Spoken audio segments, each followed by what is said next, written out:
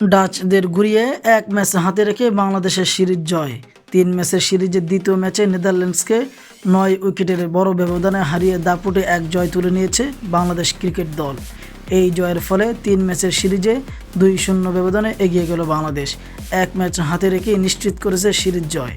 সিলেট আন্তর্জাতিক ক্রিকেট স্টেডিয়ামে টসে হেরে আগে ব্যাট করতে নামে নেদারল্যান্ডস। ব্যাট করতে নেমেই বিপাকে ছিল ডাচরা। নিয়ন্ত্রিত বোলিংয়ে তাদের একের পর এক উইকেট তুলে নিয়েছে বাংলাদেশ। দলের 14 রানের মাথাতে 10 বলে 8 রান করা ওপেনার ম্যাক্স ওদুদকে ফেরান নাসুম আহমেদ।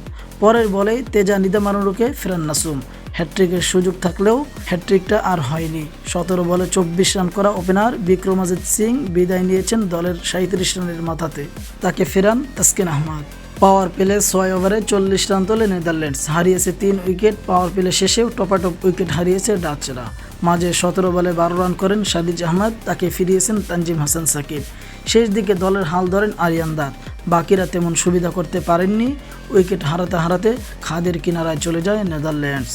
শেষ উইকেট জুটিতে ড্যানিয়েল ডুরামকে সাথে নিয়ে এগিয়েছেন আরিয়ান। 24 বলে 30 রান করে দলের 103 রানের মাথাতে শেষ ব্যাটার হিসেবে আউট হয়েছেন আরিয়ান দাত। তাকে ফেরান শেখ মাহদি হাসান। 17.3 ওভারেই 103 রানে অল আউট হয়েছে নেদারল্যান্ডস। বাংলাদেশের হয়ে 3টি উইকেট শিকার করেন নাসুম আহমেদ। 2টি করে উইকেট নেন মুস্তাফিজুর রহমান এবং তাসকিন আহমেদ।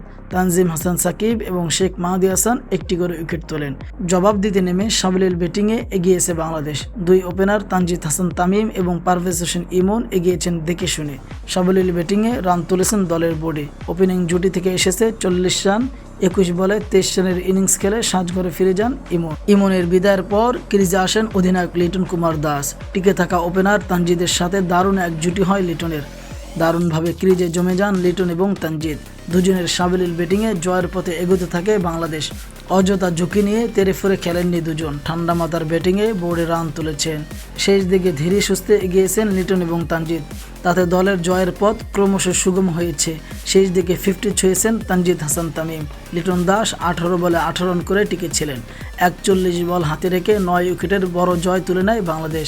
রাজকীয় এই জয়ের ফলে 1 ম্যাচ হাতে রেখেই সিরিজ জয় নিশ্চিত করে টাইগাররা। 40 বলে 54 রান করে শেষ পর্যন্ত টিকেছিলেন তানজিদ হাসান তামিম। তানজিদের 4এই নিশ্চিত হয়েছে বাংলাদেশের জয়। এই জয়ের ফলে 3 ম্যাচের সিরিজে 2-0 ব্যবধানে এগিয়ে গেল বাংলাদেশ দল। 1 ম্যাচ হাতে রেখেই নিশ্চিত হয়েছে সিরিজ জয়। সিরিজের 3য় ম্যাচ আগামী 3 সেপ্টেম্বর।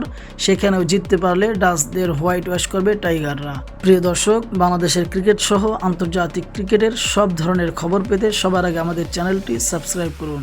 লাইক, কমেন্ট, শেয়ার করতে ভুলবেন না। দেখা হবে পরবর্তী কোনো ভিডিওতে। সে পর্যন্ত সকলে ভালো থাকবেন। আসসালামু আলাইকুম।